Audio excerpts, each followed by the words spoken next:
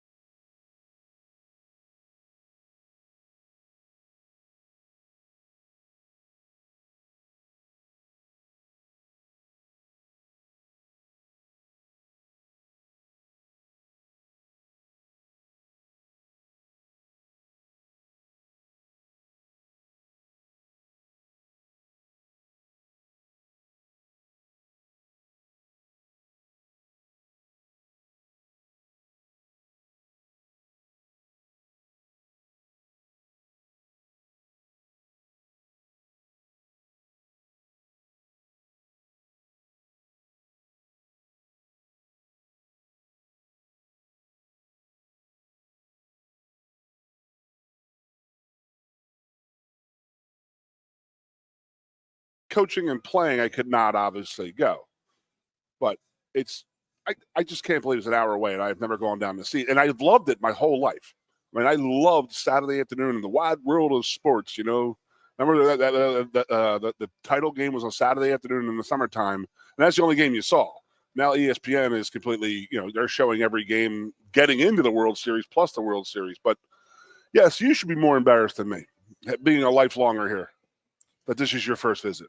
Yep, looking forward to it. Again, that'll be Monday, so I'll give you the full report on Tuesday. Of course, they have the gummy worm theme for the World Series this year. Said that Tuesday. I had no idea what the hell you're talking about. Yep. And now I'm watching a game. I'm looking at the bats and the clothing that the guys are wearing, and I can see the gummy bear colors. Yeah, and the neat thing about it, so that they like this year's group of teams, the players will have input on what next year's theme will be for the Little League World Series. So it's last year's Little League World Series participants that chose the gummy worm theme for this year. And you see kind of the bright colors.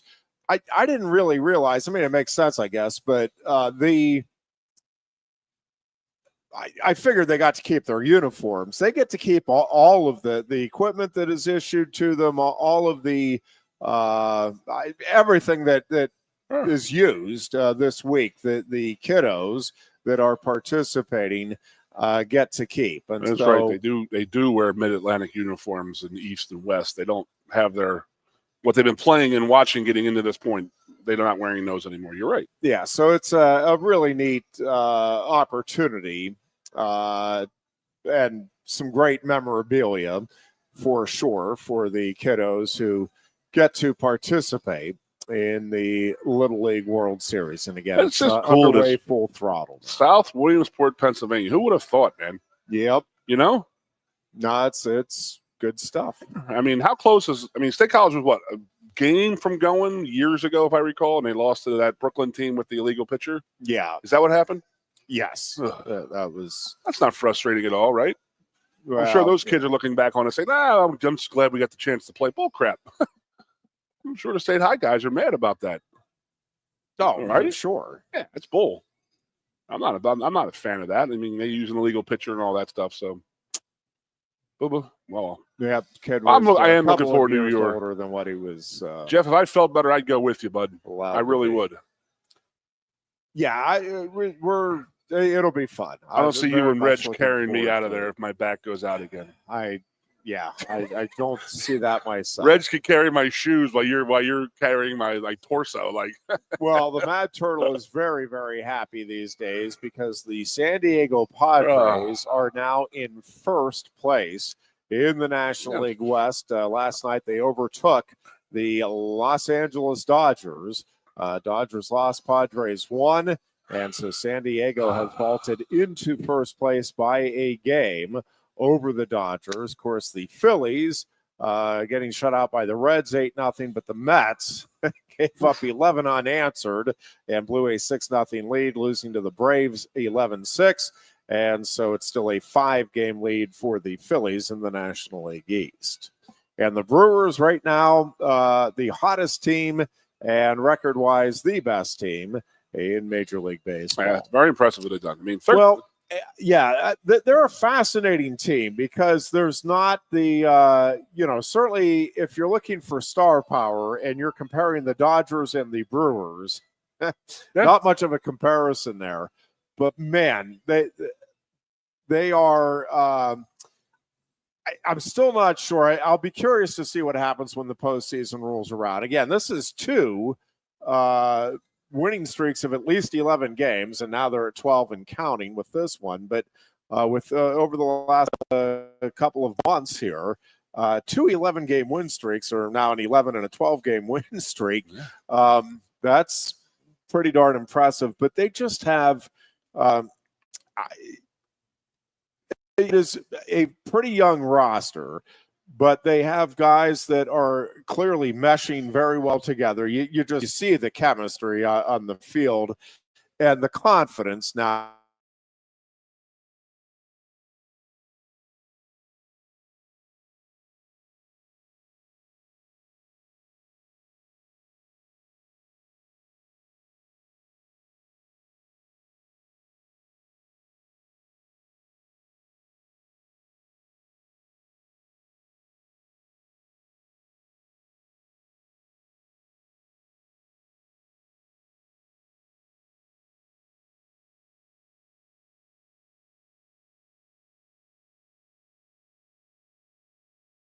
These guys are doing this. I'm like, okay, dude. I've seen a 10-game win streak before. I've seen 12-game winning streak. And I always say to them, let's just see the playoffs. I mean, the last couple times they played the Phillies in the playoffs, they've just gotten their heads busted in. And every time they get into the playoffs, they get their heads broken into, so busted up. So, again, good to see the Brewers. I love the fans. I mean, I don't know. I love the Wisconsin fans. I mean, they're great. Every time you see their crowd, it's packed. It's huge. And, again, good product on the field, fun product on the field. And that's what they're doing. They're having fun, if you really look at them. That's the greatest thing about baseball of all time is when it's fun. It's sports in general. Yeah. When you're winning is fun. Winning it's the cure for all. They had two 11-game win streaks and a 12. I mean, hell, man, that's a lot of losses in between. I mean, that's a lot of win streaks in a row to have 40, 50 losses. They are doing a great job of combining good pitching, good fielding, and good hitting. I mean, there's not an area of the game where you're like, yeah, but they got to overcome this. It is just they are rock solid in all phases of the game, and again, dominated the Pirates. Just very, very impressive with the way they took care of business against a team that they should take care of business against, and yeah, we'll see how much further they can take this streak. But again, I just keep thinking that they're just a little young in some spots to me to feel confident going into the playoffs. But that being said, if they play the way they are right at the moment, very tough out for anybody that'll face them in the postseason. Saw in the Little League in the two American games yesterday, again, two international games, two American games, both yesterday and today. It was like the opposite ends of the spectrum. The first one was a 16-1 victory for the team from Nevada over the team from Illinois, and then just a 1-0. I mean, it was a fantastic game last night. The one in the afternoon, I ended up watching much more of that one. I just kind of had it on the background, was getting some other things done. And I am glad they have the 10-run rule in place, because you could just see the frustration growing and kind of some silly mistakes that, those kids wouldn't make. You could just see, reading the body language, again, these are 11, 12-year-old kids. It's like, yeah, that you felt badly because things kind of unraveled. Not kind of, they did unravel there for them, and you could see the confidence that the kids from Las Vegas were playing with, and then just some sensational plays in that evening game. Again, I only watched, I think, really a couple of innings of that one. I had some other things that I had to get done and wasn't able to watch anything while I was doing that. So, but talked to a couple of people. We had somebody call on our morning show today. Just, it was top notch Little League baseball last night. Fun, so, man. Yeah, I'm looking forward to the enjoyment on the kids' faces is what's the best part about it, is the enjoyment. And is there two stadiums?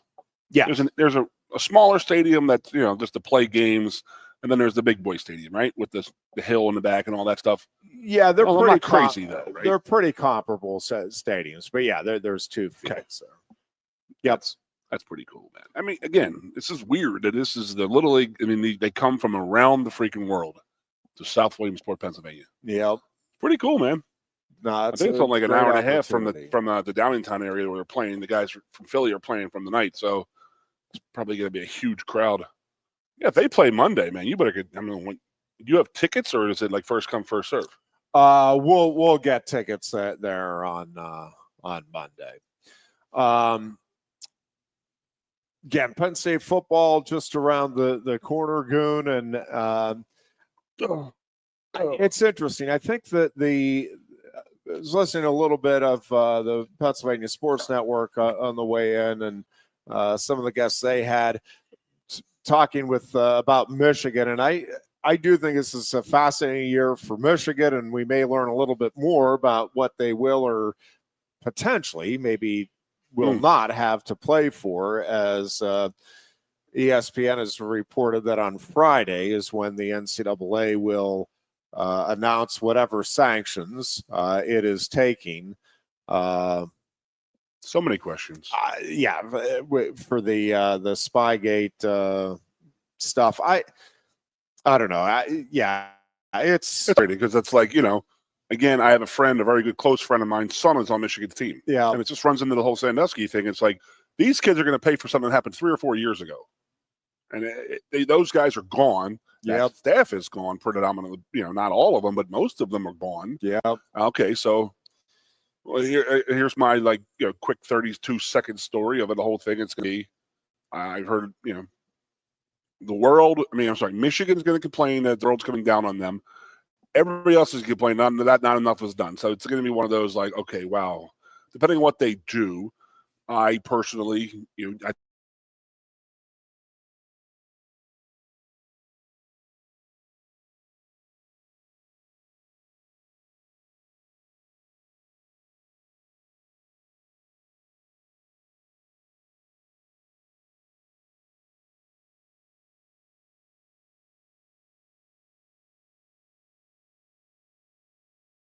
that's bold because these kids, I don't know, maybe they would have transferred before they had committed to Michigan or come back for preseason camp.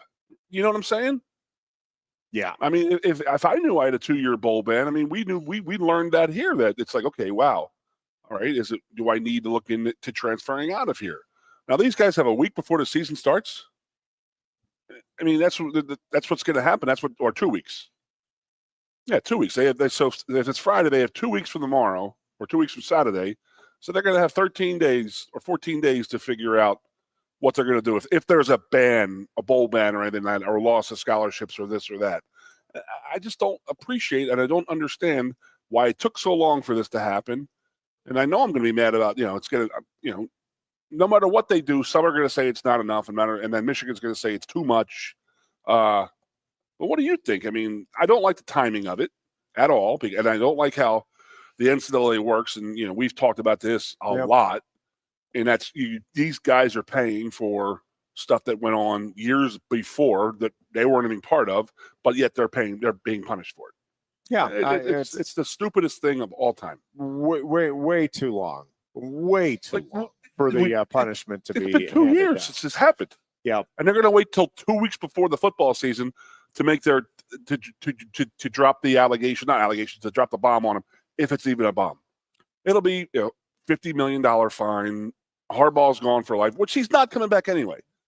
He's 60-some years old. He's going to be in the NFL 5 or 6 more years. He's going to retire in 5 or 6 years. Oh, wow. So he can't coach in Michigan anymore. Ooh, okay. Connor Stallions can't coach in collegiate football anymore. Okay, well, you think that cares? He really cares about that? I just, and again, if they do give a ban, they do suspend or do some stuff to this team, that's really bad. Sharon Moore might be in some trouble. He might be some personal issues with any kind of allegations that he went through. I don't know. He's not clear. He hasn't been cleared of this, right? Because he's right in the middle of it, because he has those deleted emails that Michigan has suspended him for 2 games. Which is completely BS, because it's the game 3 and 4 that he's being suspended for. Well, because he played at Oklahoma, so Michigan figures he wants to coach against his alma mater. I'm sorry. Maybe you should have cheated 2 years ago. Yeah, the whole yes to everything about it. Everything about it is just infuriating. Makes my back just want to dislocate. Well, I do wonder at this point why we don't have some semblance of the NCAA needs to be removed, and we need to get some sort of an office, again, similar to what the NFL has with the commissioner, whether it's a person or a group of people. And, like the NFL and like these other leagues, you can't wait a couple of years to hand down sanctions. Yep. Get the information, talk to the people, gather. I mean, this should be 2 weeks, not 2 years. And then, boom, you come down. All right, this is what we found. It should have been done before the next season started. So we gave you 7 months to figure it out.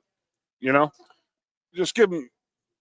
Now we're 2 years now. Yeah, and Michigan trying to get out ahead of it the way they did.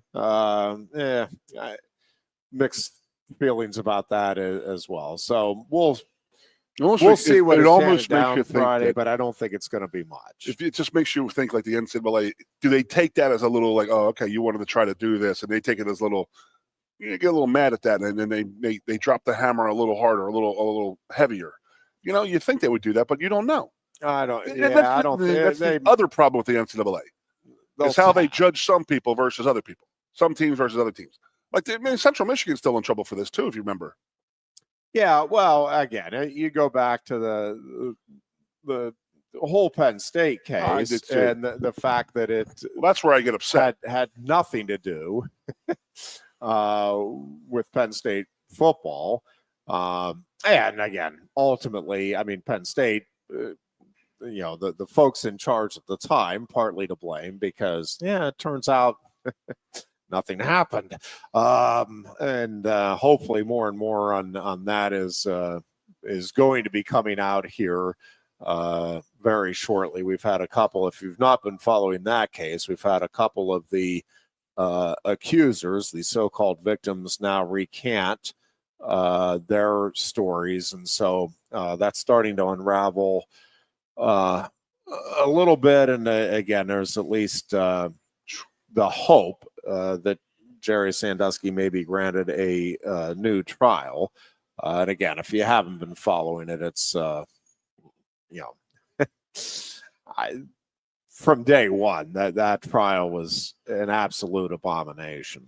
The things that were done and not done in that prosecution are just mind-numbingly bad for justice. Yeah, I don't like talking about that, and you know that. But my issue with the whole that's part of the problem, though. We need more Penn Staters talking about it. It really is. It's part of the whole problem. issue was like, if a guy gets pulled over for a DUI, yep.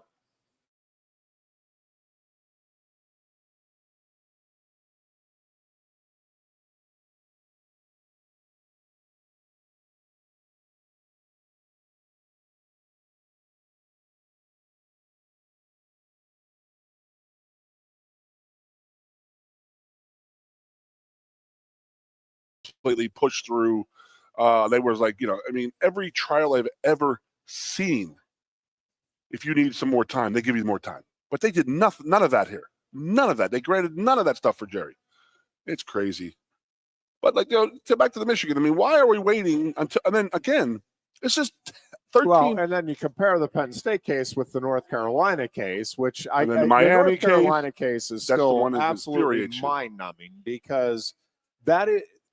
I mean, that to me is the reason the NCAA exists is for that North Carolina case where you had classes that did not exist, kids being given credit for it, being given grades for classes that, again, did not exist. And the NCAA says, what are you going to do? Some of their basketball players majored in that. In a non-existent course. Non-existent major. Yeah. And they got degrees, and they got academic All-American papers, and didn't go to class, had no class. I mean, that's the definition of that. But did you ever know the reason why they got out of that? Did you ever they said that the NCAA, they fully understood that it was a fake and illegal class. Yes, it is, but it was offered to everybody. Yeah. So that was their excuse, that it was offered to anybody. Anybody could have gone and signed up for those classes and went to a non-existent class and gotten grades. So that's why it was not just for student athletes. That's why they weren't going to punish the student athletes on that. Are you kidding me? I mean, is that a joke? Well, yeah, exactly. Yeah, so actually, it is. Yeah, so it is a joke. It's just unbelievable to think about that, how that went down, and that is the epitome, the definition of institutional control. I mean, the whole point of collegiate sports is academics. That's the first thing you're there for. I mean, there's always that little fine line of yes or no, or you're here for school or sports, but there's still that line that you still got to go to school. And the school was making up false classes. The school was doing it, not the kids. Yep. That's insane. And they got nothing. And then in Miami, they sat there and fought all those years for Evan Shapiro and Luther Campbell and all that, and they fought it. And the NCAA did. Oh, okay. They took a smack to the face and they ran away. It's just, and then and that's what gets me going about the Penn State situation is how we handle that and sending Rodney Erickson, a lifetime educator. Hey, Rodney, go to the NCAA. Do our. You're in a boardroom right now. You're in charge of all of everything that goes on. We're gonna have a big. Just make sure you hammer out a deal here. Don't let us get screwed over. This and that. Yeah. Okay. Here's the offer. Okay, I'll take it. I mean, all the people in this university from this university on a board of trustees who do $1 trillion deals in rooms all around the world, they would have been better negotiators than what we sent out there. It was just like we just wanted it to blow up and go away, which I'll never understand. Yeah, very, very, very frustrating. Lord. I look at the colors of these teams right now. It's pretty cool. It is the Little League World Series. Yeah. So, it just reminds me from when I was in Little League. That was right around the time of the Astros with those badass jerseys they had with the digital 3. You know what I mean? Yeah. Remember those J.R. Scott and Nolan Ryan jerseys? Yeah. But my Little League, I think all 10 teams had different color variations of them. It was cool. We liked them. Yeah. No, it's a very cool thing they have going on. I didn't know. I didn't know that they have a theme from last year that the kids picked out. I never knew that. That's pretty cool, though. Yeah. No, it's very, very fun. Let you become like the Lou Prado of South Williamsport Little League Baseball, Ironhead. Part of the charm of the Little League World Series, no doubt. It's fun to watch. Take a break here. When we come back, talk a little bit more about Penn State football, maybe some of the storylines within the team that we're looking for and we'll be following through, let's say, the first 3 games heading into the whiteout then with Oregon. And we'll kick that around. When we continue, you're listening to the Lion Country Kia Goon and Ironhead Show on Sports Radio 98.7, The Fox. No one likes making trips to the gas station. Well, Lion Country Kia can help. If you're tired of going to the gas station all the time, Lion Country Kia can help with the 2025 Kia Sportage Hybrid. Save now with 2.9% APR financing for up to 48 months and get $500 Kia Finance bonus cash. There's 14 available that get 38 MPG combined. Say goodbye to all those pump visits. 2025 Kia Sportage Hybrids start at just $32,285. And be sure to check out the full Kia lineup too, and their selection of certified pre-owned Kias. Remember, every new Kia comes with a 10-year, 100,000-mile powertrain warranty. Ease that pain at the pump with a 38 MPG combined 2025 Kia Sportage Hybrid from Lion Country Kia, 1334 Drivable Street off Shiloh Road behind Sam's Club, State College. Warranty is a limited powertrain warranty. For details, see dealer or go to kia.com. If you love wings, if you love rings, and all kinds of other tempting things. Great times, great food. Get to Quaker Steak Lube. Get our Best Wings USA, signature sauces, mouth-watering appetizers, or any of our delicious award-winning lube favorites. Great times, great food. Get to Quaker Steak Lube. I'm the Modelo Recruiter, and I'm looking for fans with good hands and great speed. The ones who stay focused and never miss a play. They go the distance on game day, even when their team is away. I'm always watching, always looking to reward more full-time fans. Because football isn't really football without you. Your first half champion State College Spikes host the 2025 MLB Draft League Championship game at Medler Field at Lebrano Park, Thursday, September 4th. Get your tickets now for just $10 a piece. Enjoy Dollar Dog Night with $1 hot dogs and Thirsty Thursday with $2 12-ounce drafts while supplies last. And the Spikes offer free admission to all students in partnership with Penn State Spa, the Student Programming Association. For tickets, call 814-272-1711 or buy and download at statecollegespikes.com. A lot has changed about State College. One thing that hasn't is W.C. Clark's Coffee Roasters on 234 East Calder Way. 30 different varieties of specialty coffee beans sourced from over 25 countries and roasted with love each morning in Happy Valley for over 45 years. They'll ship their fresh roasted coffee from their doorstep to yours. Order online at statecollegecoffee.com. That's statecollegecoffee.com. Hi, welcome to Timberland Federal Credit Union, a financial cooperative for its members, tracing all the way back to 1973. Experience Timberland Federal Credit Union, where you're greeted with a smile and financial solutions are tailored to your unique life journey. Here, we're not just financial professionals, we're your neighbors, people invested in your financial needs, literacy, and empowerment.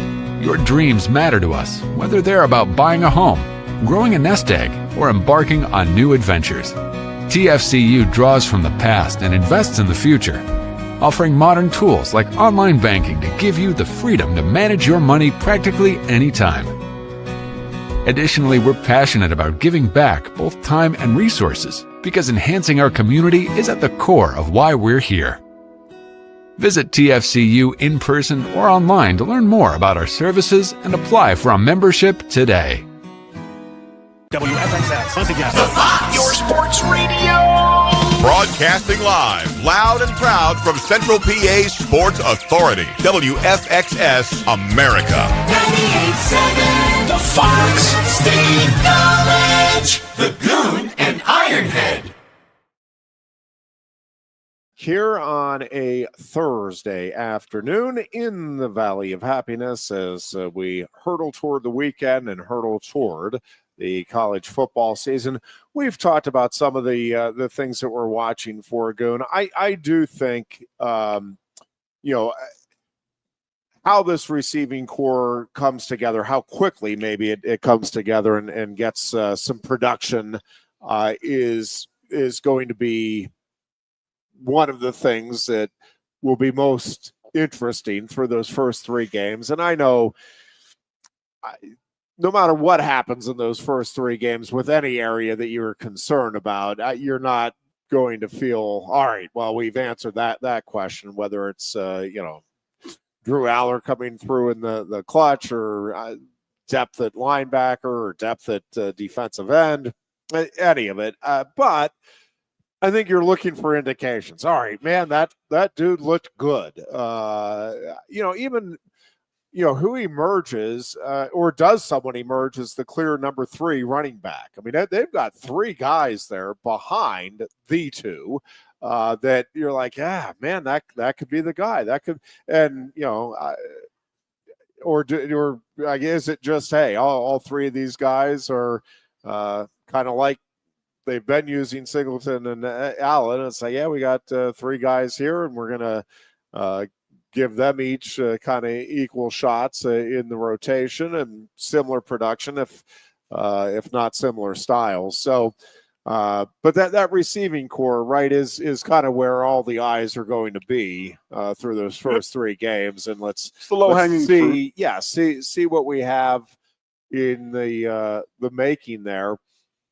One of the issues potentially with that, Good, is again, if Penn State is able to run roughshod, which I think they will be able to in these first 3 games, like literally run roughshod, how much do you actually see the receiving core? And the other part of it is, again, no matter how productive they are, the questions are going to remain, because you're not talking about the caliber of secondary that you're going to need to produce against for this team to get where it wants to get to ultimately. Heck yeah, it's a good point. I mean, we can sit there and say, we won 45-0. We averaged 45, points in those 3 wins. But until you see what we do against Oregon and the big boys, we really can't say much. But you want the receivers to get off to a nice little start and get a little momentum behind them, especially with Aller. I mean, Aller's coming off 6-8 months of pretty aggressive, hardcore.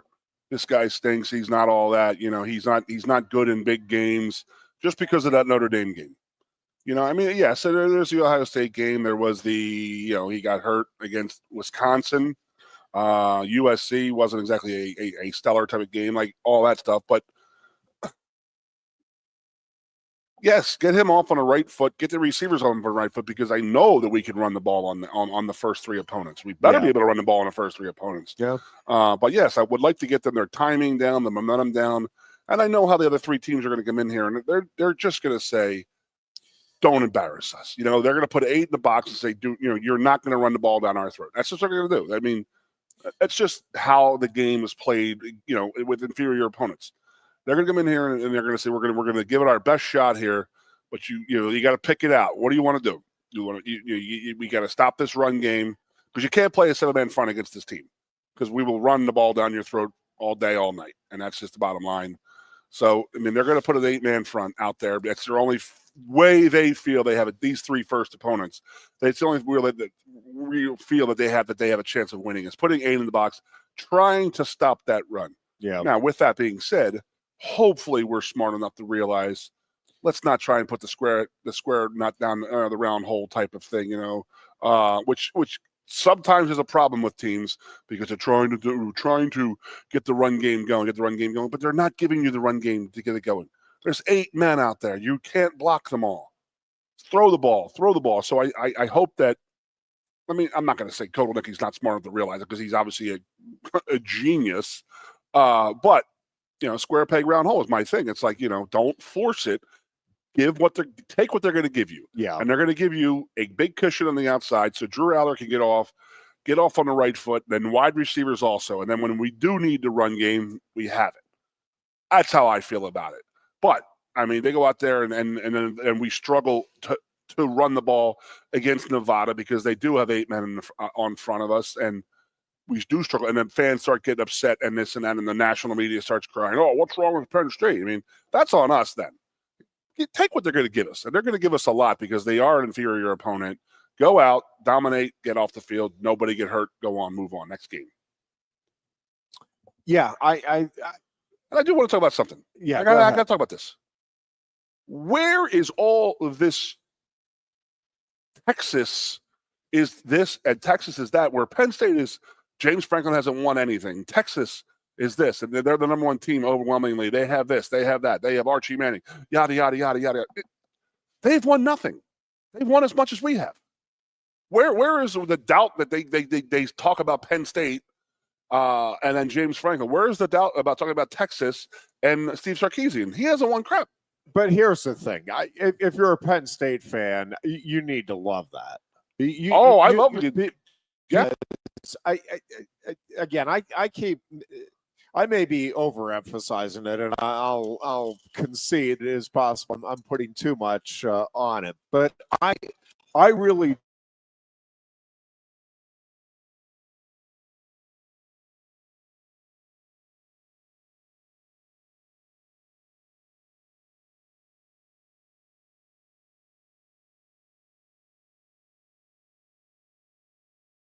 do.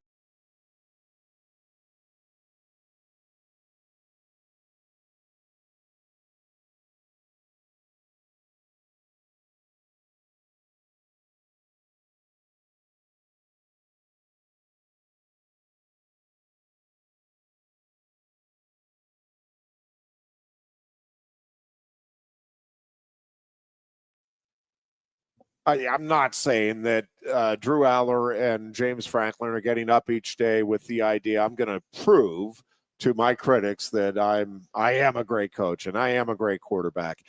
But I do think I think it rubs them the wrong way that there is that perception.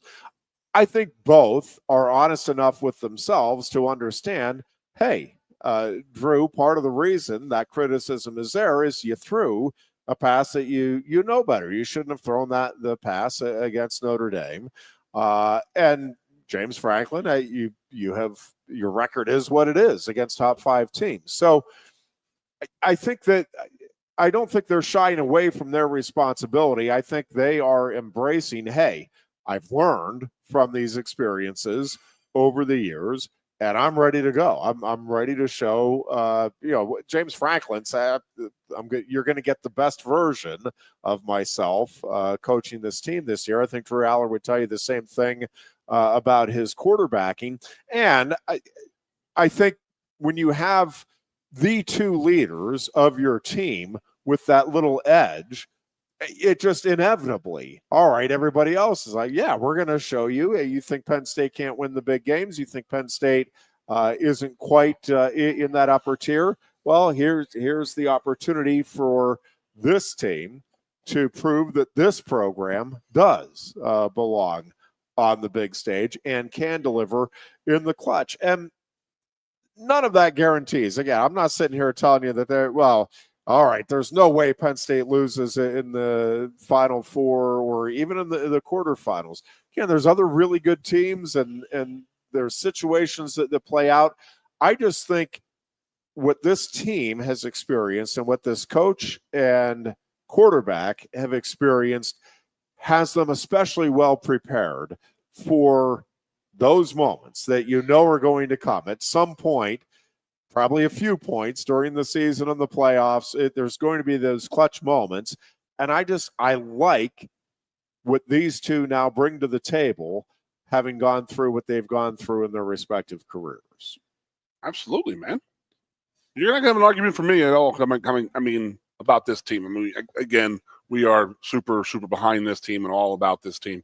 I'm still just like frothing in the mouth right now. Like, where does the national media get off like thinking like Texas is all that? Like, Arch Manning has not. I think he's won one football game in his college career. They've already anointed him the choke. I mean, I know he's a Manning. Oh God. Oh, he's a Manning. He's the next.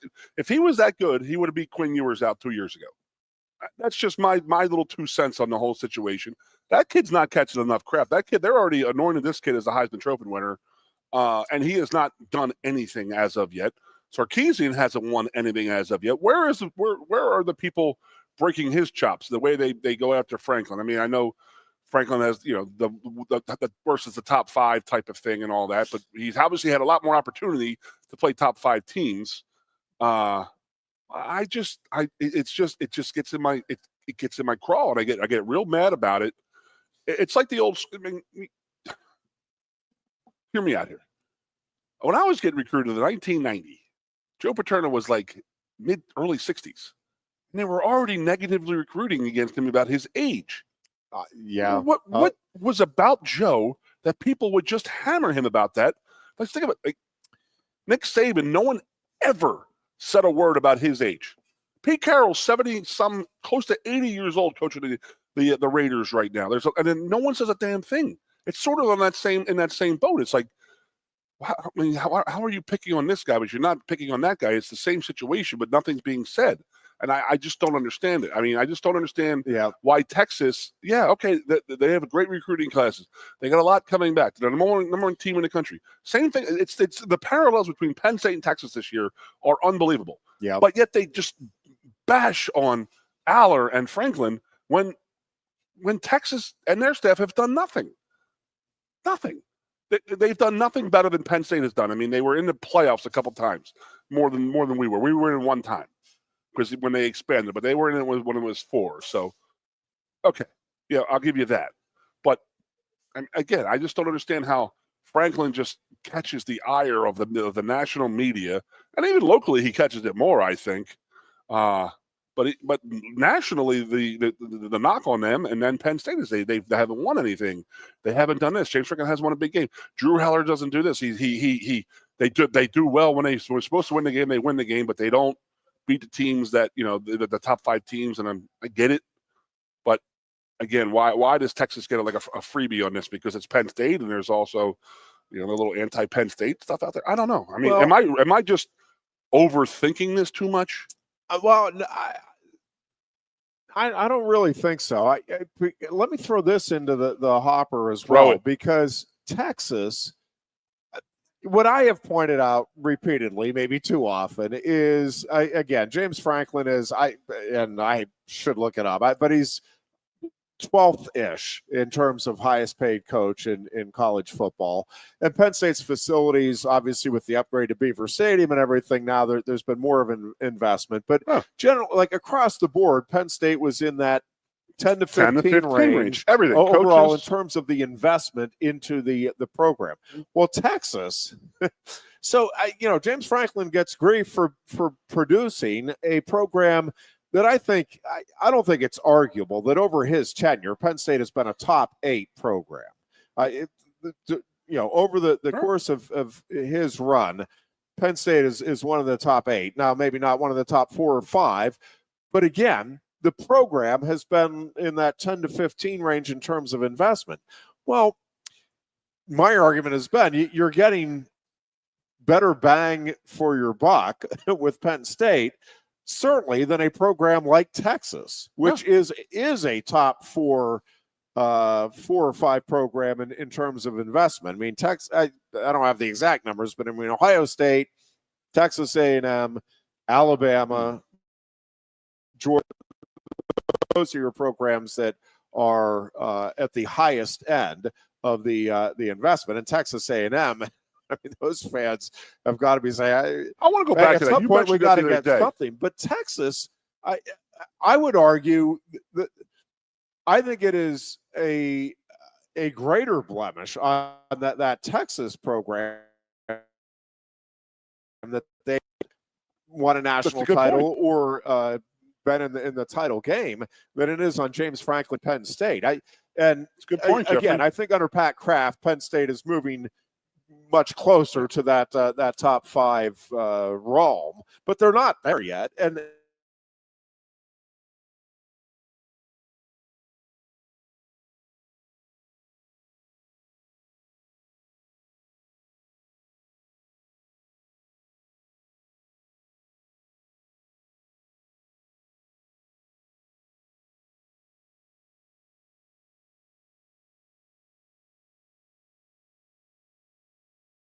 but to me, Texas, to a large degree, they are the Dallas Cowboys of college football right now. When you look at the investment and the media, and the way people talk about them, the rhetoric, and then you compare it with the actual results. Yeah. Now, I think Texas is going to be right there this year. I will not be at all surprised if it is a Texas-Penn State championship game. So I think both of these coaches, both of these teams have a chance to really change the narrative surrounding their programs. But yeah, it is much more so around Penn State for whatever reason. And I don't know what that reason is. Locally, too. More so locally, I think, than national. You have a lot of the national guys who they'll make their stand on, for, or against. Like Neuheisel the other day, today or yesterday, was all about Penn State. And then, sitting there saying they deserve the credit that they again, we are a 10 to 15 paying club. That's where we are in the NIL. That's where our coaches paid.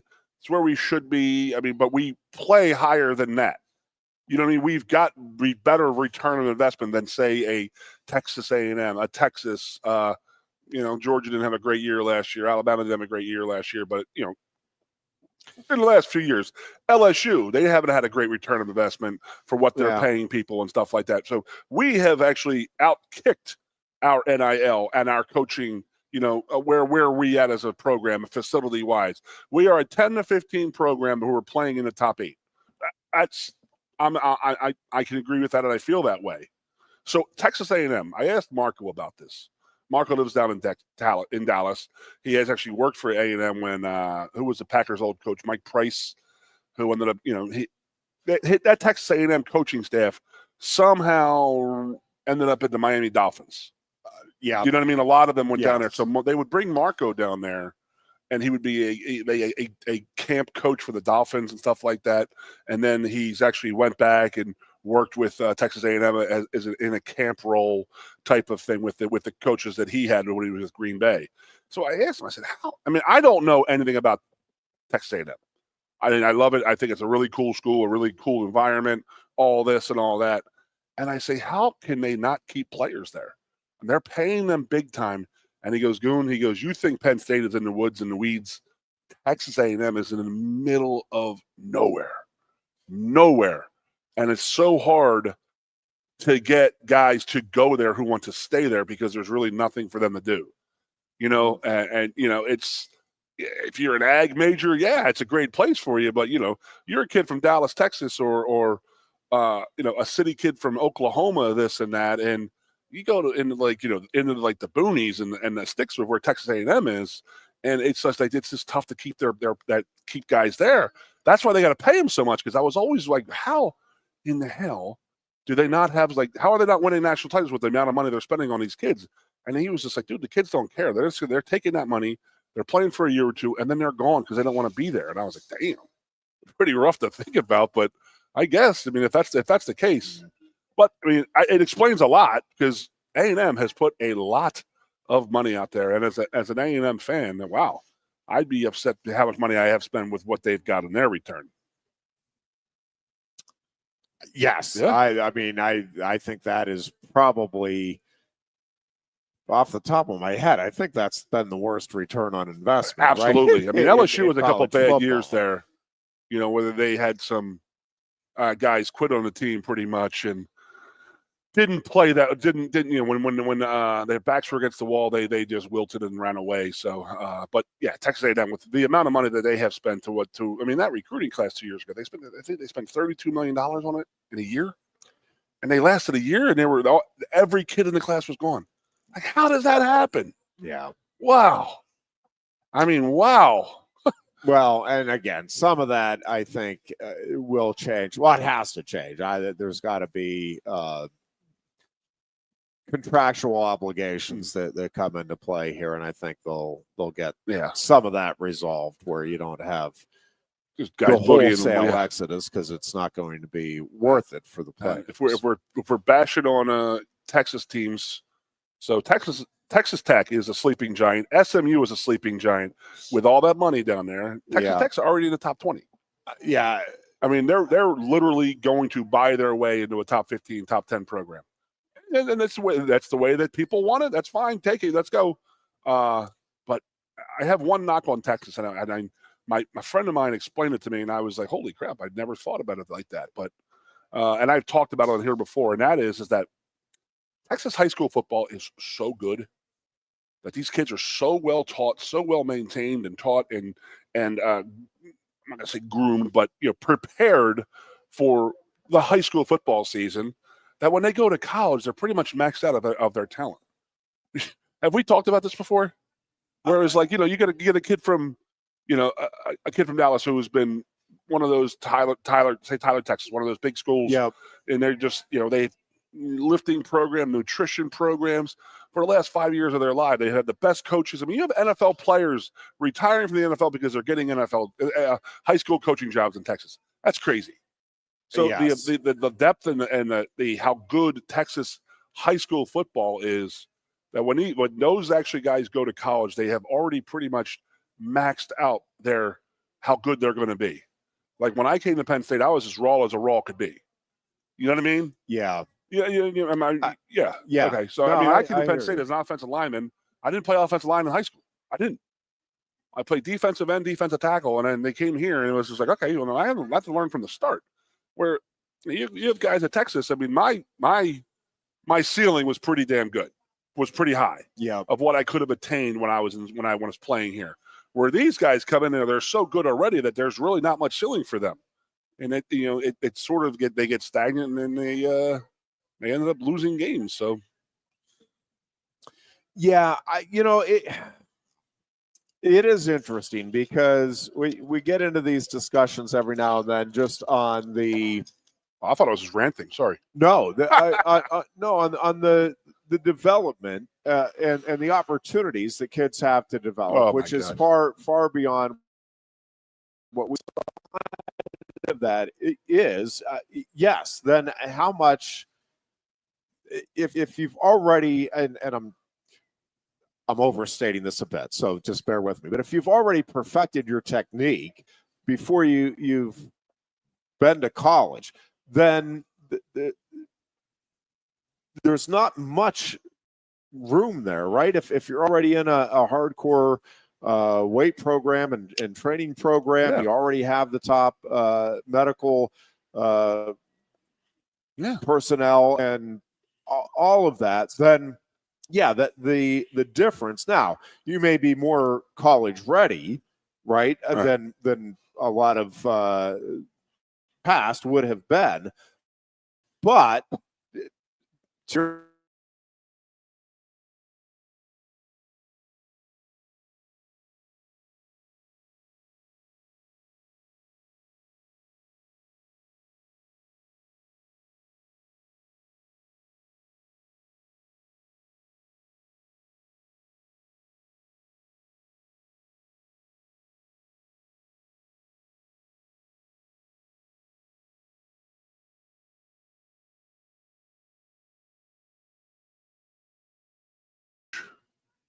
yeah, I do think that change in development is very very interesting. Japan, by the way, earlier today won at the Little League World Series with a no-hitter.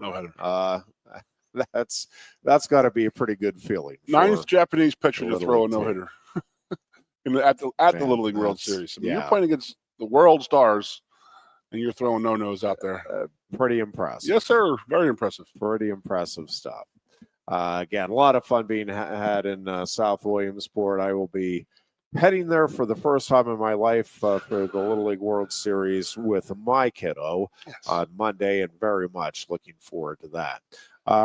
Apologize. I think we're having, well, I know we're having technical difficulties. I think it is playing out on the air here, and I apologize for that. I'm not sure.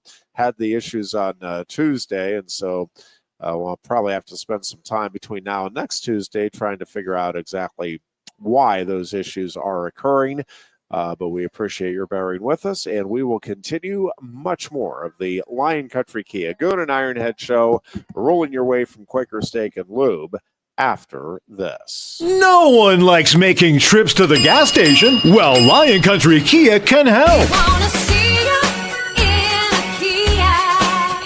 If you're tired of going to the gas station all the time, Lion Country Kia can help with the 2025 Kia Sportage Hybrid. Save now with 2.9% APR financing for up to 48 months. And get $500 Kia Finance bonus cash. There's 14 available that get 38 MPG combined. Say goodbye to all those pump visits. 2025 Kia Sportage Hybrids start at just $32,285. And be sure to check out the full Kia lineup too. And their selection of certified pre-owned Kias. Remember, every new Kia comes with a 10-year, 100,000-mile powertrain warranty. Ease that pain at the pump with a 38 MPG combined 2025 Kia Sportage Hybrid from Lion Country Kia, 1334 Drivable Street off Shiloh Road behind Sam's Club, State College. Warranty is a limited powertrain warranty. For details, see dealer or go to kia.com. If you love wings, if you love rings, and all kinds of other tempting things, great times, great food, get to Quaker Steak Lube. Get our Best Wings USA, signature sauces, mouth-watering appetizers, or any of our delicious award-winning lube favorites. Great times, great food, get to Quaker Steak Lube. I'm the Modelo Recruiter, and I'm looking for fans with good hands and great speed. The ones who stay focused and never miss a play. They go the distance on game day, even when their team is away. I'm always watching, always looking to reward more full-time fans. Because football isn't really football without you. Your first half champion State College Spikes host the 2025 MLB Draft League Championship game at Medler Field at Lebrano Park, Thursday, September 4th. Get your tickets now for just $10 a piece. Enjoy Dollar Dog Night with $1 hot dogs and Thirsty Thursday with $2 12-ounce drafts while supplies last. And the Spikes offer free admission to all students in partnership with Penn State Spa, the Student Programming Association. For tickets, call 814-272-1711 or buy and download at statecollegespikes.com. A lot has changed about State College. One thing that hasn't is W.C. Clark's Coffee Roasters on 234 East Calder Way. 30 different varieties of specialty coffee beans sourced from over 25 countries and roasted with love each morning in Happy Valley for over 45 years. They'll ship their fresh roasted coffee from their doorstep to yours. Order online at statecollegecoffee.com. That's statecollegecoffee.com. Hi, Welcome to Timberland Federal Credit Union, a financial cooperative for its members, tracing all the way back to 1973. Experience Timberland Federal Credit Union, where you're greeted with a smile and financial solutions are tailored to your unique life journey. Here, we're not just financial professionals, we're your neighbors. People invested in your financial needs, literacy, and empowerment. Your dreams matter to us, whether they're about buying a home, growing a nest egg, or embarking on new adventures. TFCU draws from the past and invests in the future, offering modern tools like online banking to give you the freedom to manage your money practically anytime. Additionally, we're passionate about giving back both time and resources because enhancing our community is at the core of why we're here. Visit TFCU in person or online to learn more about our services and apply for a membership today. WFXS, once again, your sports radio. Broadcasting live, loud and proud from Central PA's Sports Authority, WFXS America. 98.7, the Fox, State College, the Goon and Ironhead. And back here on a Thursday. Love Quaker Steak Lube. Great place to come on down and watch all of the sports action. Come on down and watch the Little League World Series. Come watch the Major League games. Of course, we have NFL preseason action coming up this weekend, and just a couple of weeks away from getting the college football season underway. Next Saturday. We'll kick it off against Nevada and the Nittany Lions. That'll be on the 30th. That'll be a 3:30 kickoff at Beaver Stadium. And there's a couple games on the 23rd. I think there's a few people that are a little excited I'd say about the Nittany Lions and the upcoming season. Our we call them, down in Florida, they call them snowbirds and stuff like that when all the Northerners flock down to the South for the winter. But I don't know, what do you call the people who come into State College for the football season? Because they're my friends.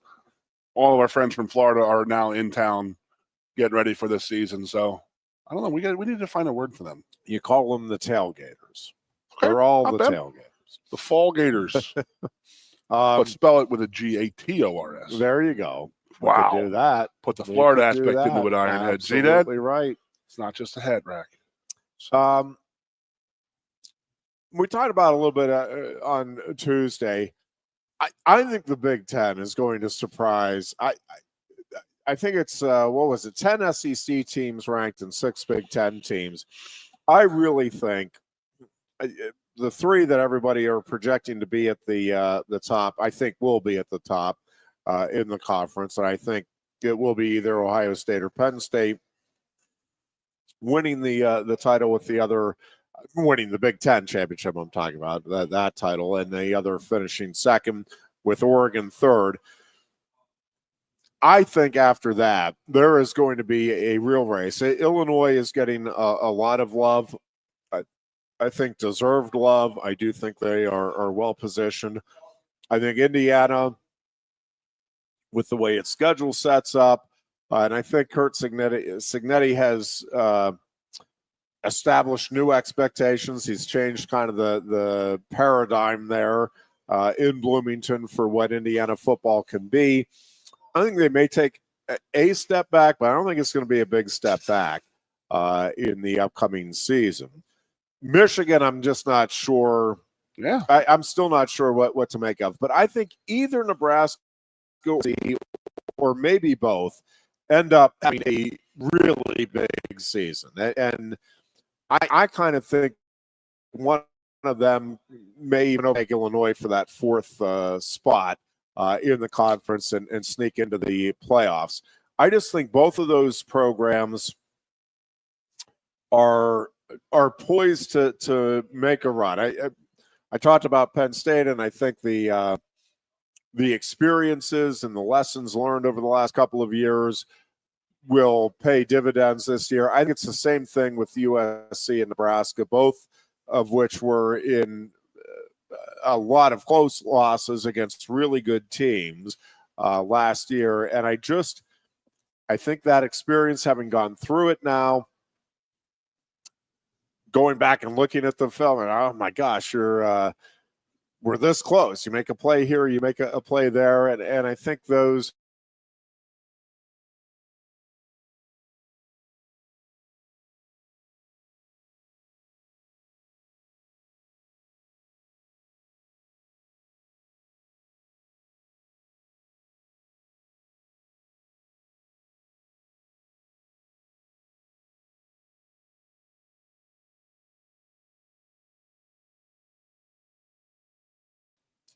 will be, I think Michigan State will be better this year. Again, Iowa, Wisconsin, you kind of know what to expect with those programs. So I think at the end of the year, this will be my hot take for today. I think at the end of the year, there will be more Big Ten teams ranked in final top 25 poll, more Big Ten teams ranked than SEC teams. Interesting. Because I think the Big Ten has at least 8 teams and we have 18 coaches that could vote for all 10 of our teams. There you go. But I think they will project as top 25 teams. Again, the top 3, Penn State, Ohio State, Oregon for sure.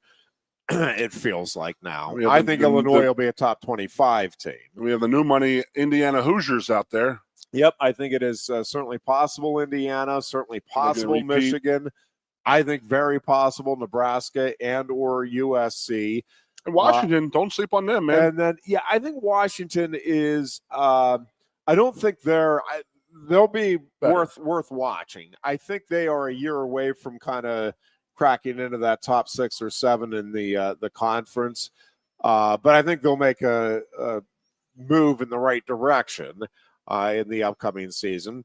Also, let's see how UCLA pans they're out. Going to be improved too with their quarterback. And yes, there's going to be a lot of intrigue about what their trajectory is this season. I think they have a lot of good vibes around that program. We've talked about it. It is really hard to make a move up in the Big Ten, like a significant move up. I think Mike Loxley's a terrific coach. I think actually both Maryland and Rutgers have great coaches. I'll give Shiano his due, but I'm not giving Loxley crap. And I think he's a really good coach. I think he's a really good recruiter and a really good coach. And I also think Maryland is destined to be in the bottom 6 of the conference for the foreseeable future. Man, I'm watching. And I think Rutgers is going to have a tough time getting into the top 10 in the conference as well. And again, it's not as much about those. To me, it's not as much about those programs or those coaches and what they can't do. It's look at the rest of the conference and what is happening right now. USC and Nebraska to me are the ones that are poised to make the move this year. I think Michigan State and Washington, if I'm looking at the programs that I'm thinking maybe a year away from making a move up into the upper echelon of the conference, top 5 or 6, I think those would be the 2 I'd kind of pencil in as programs to watch, maybe making a step in the right direction this year.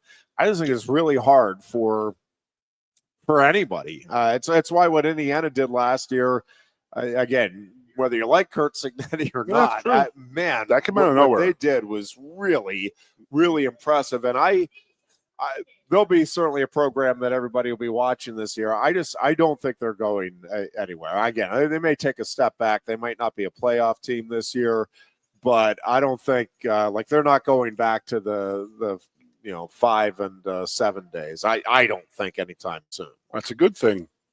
That really is for them. I mean, that's a good thing for the conference too. Absolutely. The more, that's always been the SEC's argument is, we've got, we have the top teams that are winning national titles, but you guys got to recognize our middle of the conference is tougher than anything out there. And it's being perceived that way at the start of this season as well. again, we'll see how it all plays out, Goon. I think the middle of the Big Ten is better than the middle of the SEC or the middle of anywhere out there. We also have more teams that could be bad. There's also 18 teams in the Big Ten that could actually be bad. Let's just not count the good ones here. I mean, there's only, 14 SEC schools now? That's 4 more schools that have a chance of being bad. Yeah. Now, with that being said, they have 10 out of 10. Good, though. 10 out of 14, though. It's pretty good for them. But again, who is ranking them? And that's just the SEC taking care of the SEC, in my opinion. That's just how they do it. Indiana is a huge one because it's like one of those stories like, okay, it happened in Indiana. This can happen anywhere. It gives a lot of teams a lot of hope, in my opinion. Yeah. Now, I don't think that he can continue on what he did because I don't think they're going to sneak up on anybody this year. That's not going to happen. I know they don't have the same schedule they had last year. Let's just look at the teams that are going to, step up or step back. I think Oregon's going to take a step back. I think that they're running off their little. I mean, we can say the same about Penn State right now, but I think we have a much, much more returning than Oregon does. So, I think that we are better than we were last year. You can't say Ohio State's going to be better than they were last year because they ended at number 1. I think Oregon takes a step back. I think Michigan. That is the biggest. That is the biggest one to think about because it's like, what kind of coach is Sherrod Moore? They struggled early last year with expected struggle though. They were supposed to be bad. They had guys leaving. They were under some duress from the NCAA, but then he righted the ship pretty good. I mean, they ended that season obviously very well with upsetting Ohio State the last week of the season. Yeah, and then beating Alabama. Absolutely. So I mean, they're running. They were running at the end of the year on for how they started. They did a damn good job. So I think they take a step up, but we'll know more tomorrow. I mean, let's get back to that, Jeff. Do you think that they could ban them even though they are already practicing? Do you think they would be like, okay, 2-year bowl ban? I don't. I don't think they can. They can't do that. I mean, they can, and it wouldn't surprise you. They're just dumb enough that they might. And we're just the idiots that do it. But no, I don't think. I really don't think they will. I don't think they should. No. I really don't because you're punishing the wrong people. I know, but that's the way it was. It's the way it is. I mean, it's dumb. It's stupid. There's no way around it. I mean, but at the time, with what we know went down there and all that, don't you think there should be more than suspensions for 2 coaches and a big bowl ban or a big fine? They won a national title. Yes. So they played the last 5 games of the season without any of that. But at this point, yes, at this point, yes. Yeah, I just don't see that. What if this was last January? If we're talking in January of last year, and they say, okay, 3-year bowl ban. Well, we'd be like, okay, I understand. That's do that tomorrow to this team who's been in camp for 2 weeks. That is insane, and that would be wow. I really don't think that they will. There may be some additional sanctions here, but I'll be very surprised. Which I'm surprised all the time, so that's not. Well, Booch is the one who said it when it started. I was like, well, it didn't matter if they were stealing signs and this and that the year before. They weren't in games. I mean, we've talked about this a lot when this was going down and how infuriating it was. And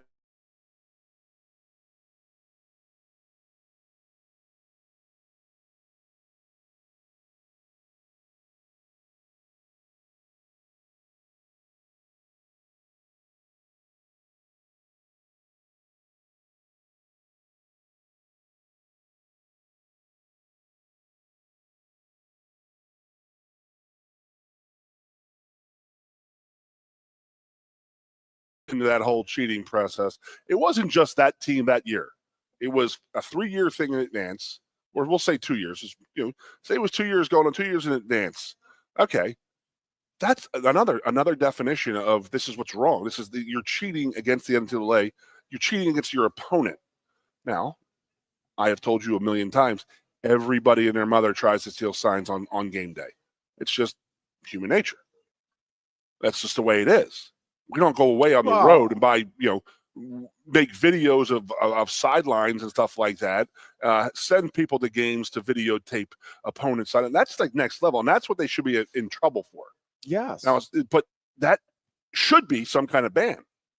And it should have been, yes. But it's not going to happen. And if it does happen, I'm going to be very mad. I'm going to be very upset for Michigan because obviously knowing somebody on the Michigan team, it ain't right.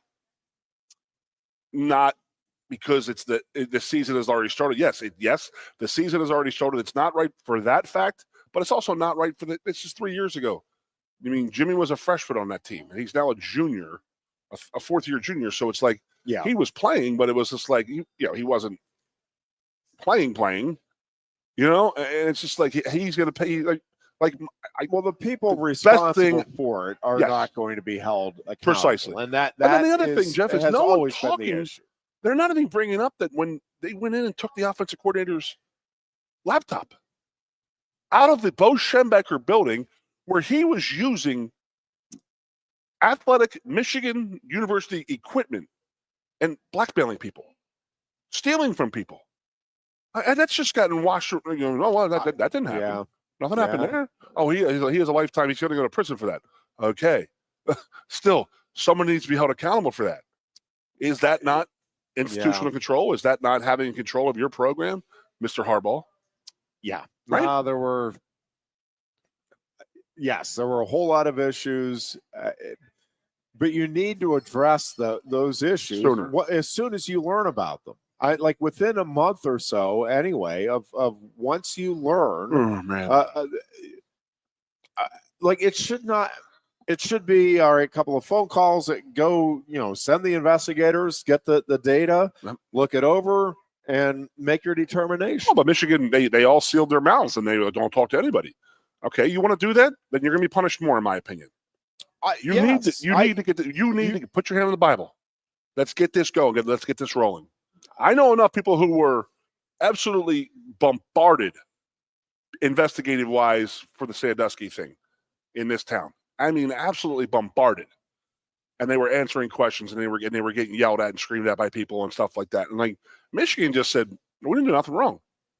We did nothing wrong. We're not. No one says a damn word." The Penn State situation was the people. One of the many fascinating things about that was who the NCAA did talk to. The NCAA, by the way, through Louis Freed, not actually the NCAA, but they got to sit in, which I know the way that whole thing was handled is just truly. I ruined your lunch, Ironhead. I apologize. You can't believe it, but. Not who they talked to, it's who they didn't talk to. Yes, at times too. It is both. Some of the people they talked to, and they went after hard. You're like, well, these people don't know any. I mean, there were 3 different people I know who were talked to, and they're like, I don't even know. I don't know anything. And for 2 hours, there's well, you got to tell us. Oh, it was like I don't know. It was like the white light in their eyes. And then some of the people that they left hanging, that there was one person that was within the football program that they're like, "Yep, we want to talk to you." They had it set up. They're like, "Oh, we can't make it today. We'll contact you again," and never contacted him. And I don't know that there was any terribly useful information that he was going to provide, but he was. That was somebody that was in the facility and around the program on a regular basis. At least 3 of the people that were talked to had never met Jerry Sandusky and had very limited, no knowledge of the inner workings of the football program, very limited interactions with Paterno or anybody within the football program. The whole thing was just. It makes you think, what in the hell is going on? Absolutely bizarre. Yeah, but I mean, again, we're going to be tomorrow. It's going to be, like I said, the whole world is going to say it's not enough. And then the Michigan people are going to say, wow, this is way too much, way too harsh, no matter what happens. They're going to sit there and say $20 million fine. Harbaugh with what I said it earlier. What's the word that they use? The Jim Tressel thing. Show cause. The show cause, you know what that means? You know what it is? The show cause, okay. For the listeners out there, the show cause is if you're going to try and hire Jim Tressel from Ohio State, he had I believe, a 10-year show clause, and that was you need to prove why you're going to hire him and that type of thing. So he had to get permission to be coaching somewhere. Yeah, and that's what you're going to have in place to that's make what we're going to do for Jim Harbaugh. Yeah. He doesn't cheat. Yeah. Again. So then you're going to do the Jim Harbaugh, who is already in the NFL and starting his second year now. He's going to coach 8 more years in the NFL. He's going to have a lifetime ban from the NCAA coaching. He's never going back to the NCAA anyway. Correct. It's just they're going to piss their we really hammered Michigan. We got Harbaugh out of there. Well, guess what? Jim Harbaugh was still an All-American in the 80s, 1986. He played in the NFL for how long? He's in the College Football Hall of Fame. Are you going to take that away from him? Are you going to take a national title away from him? And that's the other thing. Is the Big Ten going to do anything about this? Is the Big Ten going to come in and say, okay, your Big Ten title is stripped? Is the NCAA going to say your national title is stripped? No, they're not going to do that. Correct. They'd like to do it other places, though. I just, it's the old, and I know, though, that is never the answer to me, because then you're trying to pretend the games that you saw didn't occur the way you saw them. Anyhow, I can understand more. Okay, let's go back to Michigan more. The Fab Five. Yeah, them collecting money from a street agent did not make them better on the football field. Or the basketball court, excuse me. Correct. Okay, Michigan did not get better. I mean, I think, that changed courses of games, in my opinion. Especially when Jim wasn't doing that well as a coach. It just seemed to start then. when he was on the hot seat a little bit, and Michigan sort of remember the contract thing that they did. Yeah, his butt was on. He was on the hot seat right there, and all of a sudden they start going on this 20-game winning streak, huh? Funny how that works. It's just amazing. It's about as unbelievably funny as the once every player is allowed to be paid. The SEC hasn't won a national title in football. Huh.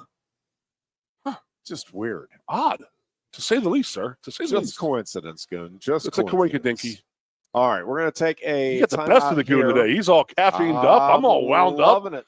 Alan's over there shaking me down for his cases of beer from the Pirates. I should have stayed at my house. You guys need to. We've opened on the IR here a little bit. Yeah. I mean, geez, Louise. Need to start doing the. I want this burger bet that the city. Oh, we should just do that. Yeah, I'll give you a gift card to the Lube. We'll call it even. That's actually a better bet. Nah, not bad at all. We'll take a break here. We are back with much more. It is our Thursday edition of the Lion Country Kia Goon and Ironhead show right here on Sports Radio 98.7 The Fox. No one likes making trips to the gas station. Well, Lion Country Kia can help. If you're tired of going to the gas station all the time, Lion Country Kia can help with the 2025 Kia Sportage Hybrid. Save now with 2.9% APR financing for up to 48 months. And get $500 Kia Finance bonus cash. There's 14 available that get 38 MPG combined. Say goodbye to all those pump visits. 2025 Kia Sportage Hybrids start at just $32,285. And be sure to check out the full Kia lineup too. And their selection of certified pre-owned Kias. Remember, every new Kia comes with a 10-year, 100,000-mile powertrain warranty. Ease that pain at the pump with a 38 MPG combined 2025 Kia Sportage Hybrid from Lion Country Kia, 1334 Drivable Street off Shiloh Road behind Sam's Club, State College. Warranty is a limited powertrain warranty. For details, see dealer or go to kia.com. If you love wings, if you love rings, and all kinds of other tempting things. Great times, great food. Get to Quaker Steak Lube. Get our Best Wings USA, signature sauces, mouth-watering appetizers, or any of our delicious award-winning lube favorites. Great times, great food. Get to Quaker Steak Lube. I'm the Modelo Recruiter, and I'm looking for fans with good hands and great speed. The ones who stay focused and never miss a play. They go the distance on game day, even when their team is away. I'm always watching, always looking to reward more full-time fans. Because football isn't really football without you. Your first half champion State College Spikes host the 2025 MLB Draft League Championship game at Medler Field at Lebrano Park Thursday, September 4th. Get your tickets now for just $10 a piece. Enjoy Dollar Dog Night with $1 hot dogs and Thirsty Thursday with $2 12-ounce drafts while supplies last. And the Spikes offer free admission to all students in partnership with Penn State Spa, the Student Programming Association. For tickets, call 814-272-1711 or buy and download at statecollegespikes.com. A lot has changed about State College. One thing that hasn't is W.C. Clark's Coffee Roasters on 234 East Calder Way. 30 different varieties of specialty coffee beans sourced from over 25 countries and roasted with love each morning in Happy Valley for over 45 years. They'll ship their fresh roasted coffee from their doorstep to yours. Order online at statecollegecoffee.com. That's statecollegecoffee.com. Hi, welcome to Timberland Federal Credit Union, a financial cooperative for its members, tracing all the way back to 1973. Experience Timberland Federal Credit Union, where you're greeted with a smile and financial solutions are tailored to your unique life journey. Here, we're not just financial professionals, we're your neighbors, people invested in your financial needs, literacy, and empowerment. Your dreams matter to us, whether they're about buying a home, growing a nest egg, or embarking on new adventures. TFCU draws from the past and invests in the future, offering modern tools like online banking to give you the freedom to manage your money practically anytime. Additionally, we're passionate about giving back both time and resources because enhancing our community is at the core of why we're here. Visit TFCU in person or online to learn more about our services and apply for a membership today. WFXS, once again, the Fox, your sports radio. Broadcasting live, loud and proud from Central PA's Sports Authority, WFXS America. 98.7, the Fox, State College, the Goon and Ironhead. And we are back on a Thursday afternoon here at Quaker Steak and Lube. A great place to come on down and watch all of the sports action, enjoy some great food, great beverages, and get the best service in the area right here at Quaker Steak and Lube. And the Dear Goon on location with us today. Good to have the big guy back. Wow. We're watching some Little League Baseball action. We're watching the Cubbies take on the Blue Jays. Cubs, by the way, will be hosting the Pirates, who are off today. Tomorrow at Wrigley Field, 3 straight afternoon games for the Buccos and the Cubbies at Wrigley tomorrow through Sunday. See if the Pirates can get things turned around a bit. I wanted to find that, but look at that list. The overall records? The overall records of Major League Baseball teams: Milwaukee, Toronto, Philly, Detroit, Chicago, San Diego, Houston, then the Dodgers. Oh, yeah. I don't think anybody had that on their bingo cards. No, that is for sure. That's crazy, right? I mean, I was looking at it today, and I was like, I knew Milwaukee was hot. I get it, but I was like, holy crap, Toronto's on there? And I was like, Jesus, Toronto's way on there. And Detroit the same way. The Cubs, I mean, again, they're playing, but they're playing in the Brew Crew division. Yeah. I wonder how many games they have left with each other.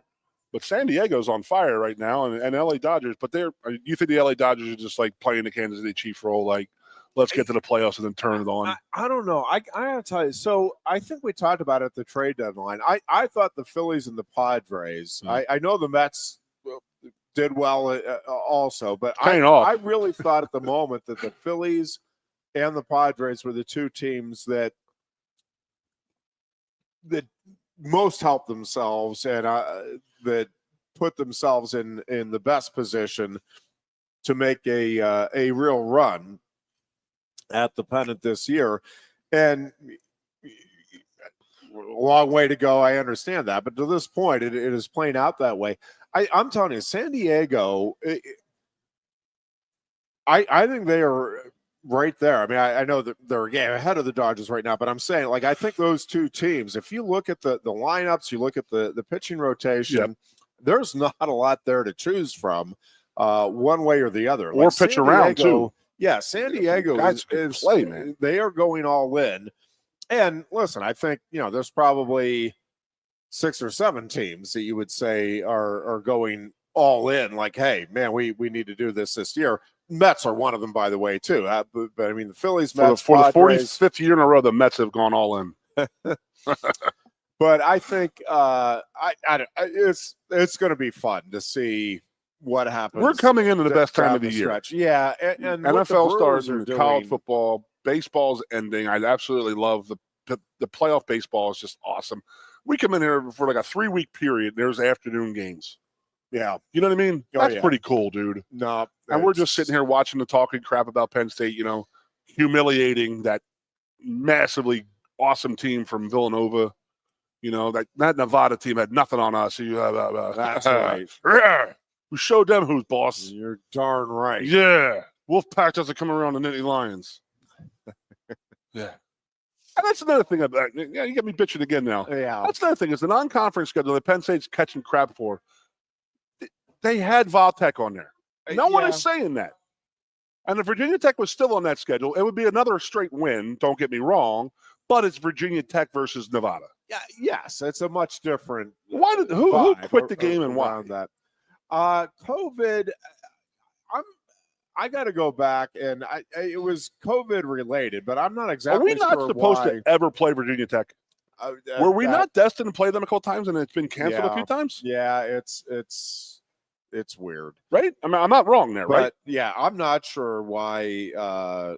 I think you're right. It was with the COVID stuff, and then it definitely it got canceled. But I'm not sure, like, what happened there. That they're like, I think there was a game that was scheduled, and because they wiped out the conference, I guess maybe that was it. That they're like, well, we're not going to play one game. I would think, all right, then let's look. Whatever, 7-8 years down the road, it doesn't have to be consecutive seasons, but if we have this one set, well, obviously it doesn't have to be consecutive seasons because it wasn't originally scheduled to be consecutive seasons. So I don't know why they didn't just, all right, well. What happened the last time we were supposed to play Voltech? Do you remember? Did something happen? I know 9/11 was UVA. Yeah, that. If you remember, UVA was supposed to be the Thursday night football game that week. Yeah, Virginia. And then I remember sitting there. I was living in Virginia at the time, and I remember sitting there, and I was sort of like that was when Penn State started going bad a little bit. And I remember sitting there saying, "Why the hell are we playing on a Thursday night?" I mean, that was Joe's thing forever. He's like, "We will never play a Thursday night game. We will never, ever, ever do that." And then here we were lined up to play University of Virginia on a Thursday night. Maybe he meant a home game. I don't know. Yeah, I don't know. But I remember, I went to that game when it was at UVA when we lost that game at the end of the season. There was a lot of ramifications in that game. Do you know if we had won that game, they would have gone. The Citrus Bowl had already gone to. I won't tell you who they told, but they said, "Yeah, we're going to jump over this team and we're going to take Penn State because we want you at the Citrus Bowl." And then they go and lose to a pretty nasty, stupid, bad UVA team. Let me think now, because I'm thinking now. How do you really feel about that? That was, obviously, Jesus. I mean, you hear what I just said? I was trying to think of the date. And I just said the game was canceled because of 9/11. Yeah. So, obviously, it was December of 2001. Lordy. Yeah, that was not good times. No. But I'd be interested to see. I mean, why would Pry not try to reschedule that game, But, okay, let me go back to my original point and that's like, okay, this non-conference schedule, which is made so far in advance that I just, people are catching crap for it, okay, but we had Virginia Tech lined up. No one's even talking about that. That's what makes you drives you a little bit crazy. So 2 years ago, Michigan schedule, look at that one. Horrible. Yeah. Horrible. And then it's just like, it doesn't matter. It's just something for people to complain about before the season starts, in my opinion. There's just too much to talk about, so it's there. There it is. Low-hanging fruit. Let's talk about the non-conference schedule. Oh, Ohio State's playing Texas and Michigan's playing Oklahoma. Okay, when were these games? They were created 10, 12 years ago, but they decided to play. And the rules are different now. In my opinion, I don't see unless the NCAA or whoever's going to manage teams in the future decides, say, hey, you got 2 regular conference games or non-conference games you can pick out, but you're going to play one of the opponents we're going to pick for you. And then that'll spread it out a little bit, I think, because if they give the universities the opportunity to say, hey, everybody's going to play 3 cupcakes. Because there's no point in playing a powerful non-conference game at all. There's no benefit to it other than catching a loss that's going to count against you going into the playoffs. Well, and that is where I do think the conferences have to get together. I'm with you. And figure that out, because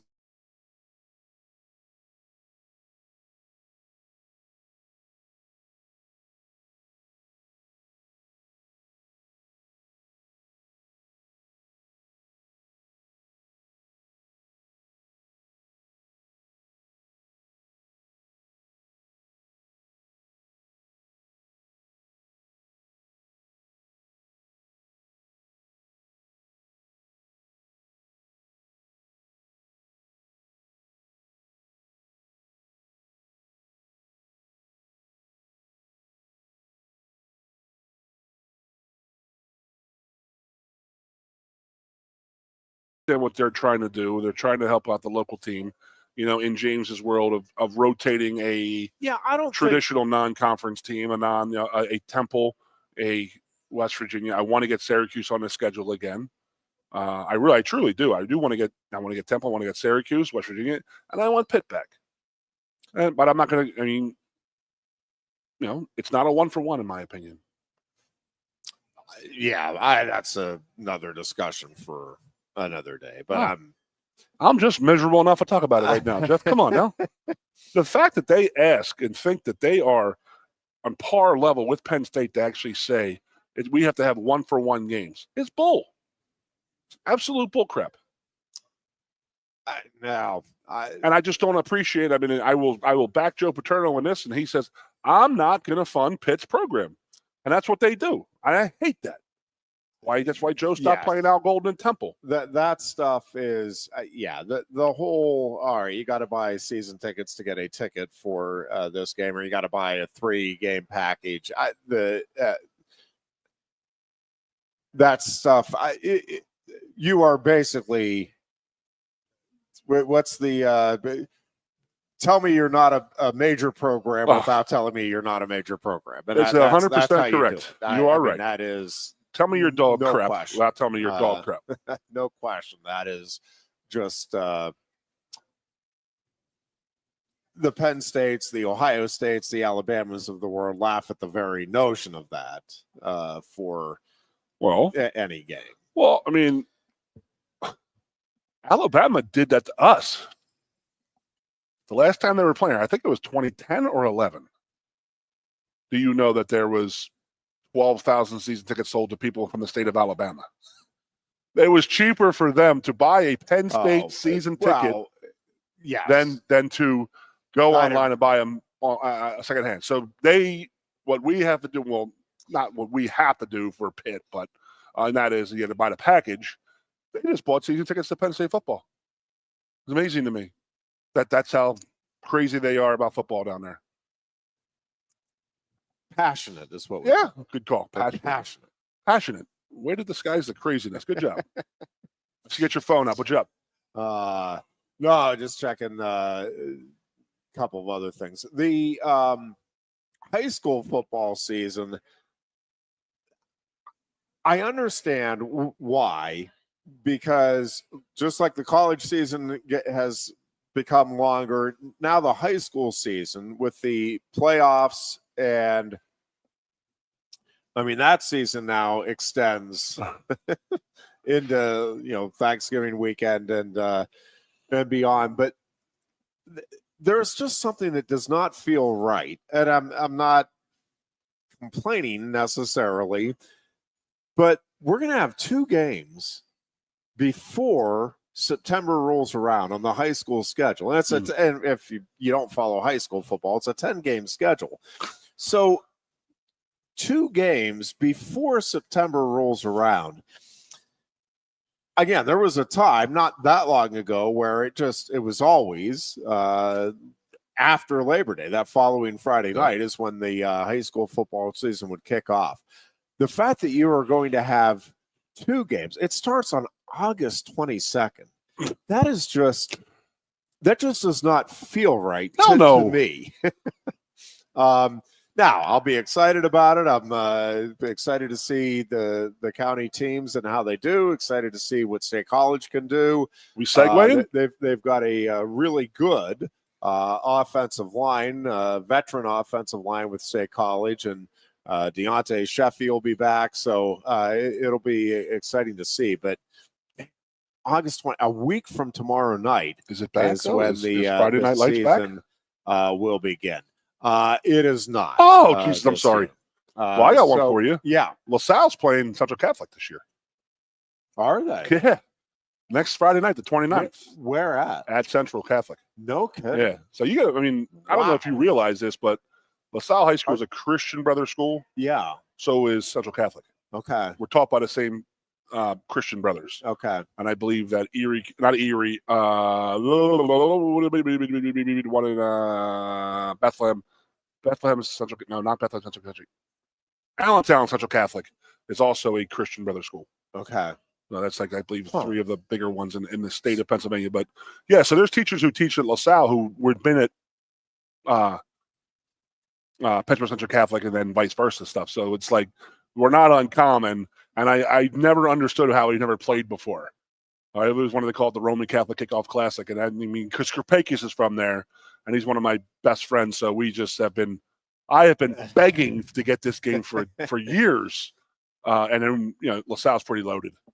So it should be a pretty good effort going out there. And then they're both top 5 in the state. Do they go out on Thursday for that? Or they? Yeah, they have to. They're not going to drive out. I can't imagine you're going to travel. I hope that they're a little bigger time than to bus out there. What, 5 or 6 hours? Is that what it is? 5 hours? I've never heard of a high school team. They're not going to drive on game day. In a high school, I've never heard of a high school team in Pennsylvania putting a team up overnight before a game. Maybe it's happened. Maybe it's happened lots of times. I've just never heard of it. But I don't see how you would make that trip and then say, let's just get off the bus, stretch out and go play. Do me a favor. Crazy. Go on your phone right now and look up St. Joseph's Prep in Philadelphia. Look up their schedule. Just do that while I'm yapping here. LaSalle. I'll do that during the break. We'll take a break here, and we are back with a final segment on our Thursday edition. It is the Lion Country Kia Goon and Ironhead show from Quaker Steak and Lube.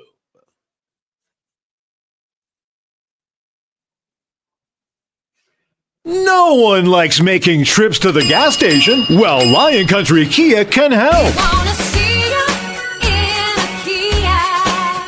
If you're tired of going to the gas station all the time, Lion Country Kia can help with the 2025 Kia Sportage Hybrid. Save now with 2.9% APR financing for up to 48 months and get $500 Kia Finance bonus cash. There's 14 available that get 38 MPG combined. Say goodbye to all those pump visits. 2025 Kia Sportage Hybrids start at just $32,285. And be sure to check out the full Kia lineup too, and their selection of certified pre-owned Kias. Remember, every new Kia comes with a 10-year, 100,000-mile powertrain warranty. Ease that pain at the pump with a 38 MPG combined 2025 Kia Sportage Hybrid from Lion Country Kia, 1334 Drivable Street off Shiloh Road behind Sam's Club, State College. Warranty is a limited powertrain warranty. For details, see dealer or go to kia.com.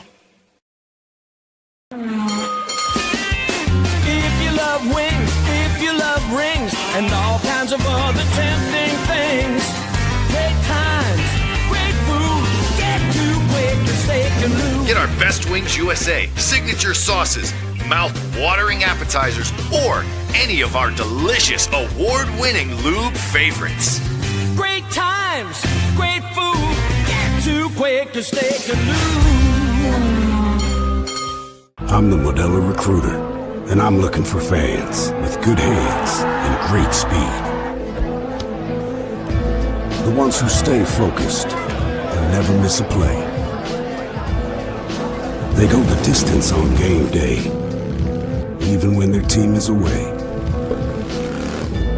I'm always watching, always looking to reward more full-time fans. Because football isn't really football without you. Your first half champion State College Spikes host the 2025 MLB Draft League Championship game at Medler Field at Lebrano Park, Thursday, September 4th. Get your tickets now for just $10 a piece. Enjoy Dollar Dog Night with $1 hot dogs and Thirsty Thursday with $2 12-ounce drafts while supplies last. And the Spikes offer free admission to all students in partnership with Penn State Spa, the Student Programming Association. For tickets, call 814-272-1711 or buy and download at statecollegespikes.com. A lot has changed about State College. One thing that hasn't is W.C. Clark's Coffee Roasters on 234 East Calder Way. 30 different varieties of specialty coffee beans sourced from over 25 countries and roasted with love each morning in Happy Valley for over 45 years. They'll ship their fresh roasted coffee from their doorstep to yours. Order online at statecollegecoffee.com. That's statecollegecoffee.com. Hi, welcome to Timberland Federal Credit Union, a financial cooperative for its members, tracing all the way back to 1973. Experience Timberland Federal Credit Union, where you're greeted with a smile and financial solutions are tailored to your unique life journey. Here, we're not just financial professionals, we're your neighbors, people invested in your financial needs, literacy, and empowerment. Your dreams matter to us, whether they're about buying a home, growing a nest egg, or embarking on new adventures. TFCU draws from the past and invests in the future, offering modern tools like online banking to give you the freedom to manage your money practically anytime. Additionally, we're passionate about giving back both time and resources because enhancing our community is at the core of why we're here. Visit TFCU in person or online to learn more about our services and apply for a membership today.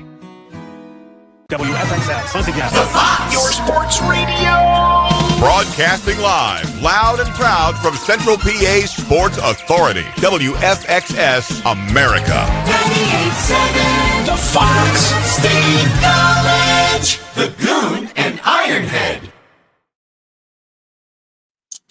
And back here on a Thursday afternoon, heading into the weekend and week 2 of the NFL preseason schedule and all of the excitement and anticipation that comes with it. Amazing. Man, the Steelers, this Cam Hayward situation, Goon, I mean, obviously, I love Cam Hayward and appreciate everything he does on the football field, appreciate everything he does in the community. I also, this one, like, man, you gotta own up to your contract, right? Like, this one, I don't, and listen, I can make the same argument for all of these guys, but this one just feels like it kind of came out of nowhere. It did. And I understand, like, as far as it goes, yeah, he's underpaid. I mean, but you just agreed to this deal last year. But when he took it, though, he was not underpaid. Correct? Okay. And, you know, again, things change quickly. I don't know. This one rubs me the wrong way. And I don't like that it rubs me the wrong way because, again, I love Cam Hayward as a person, love him as a player.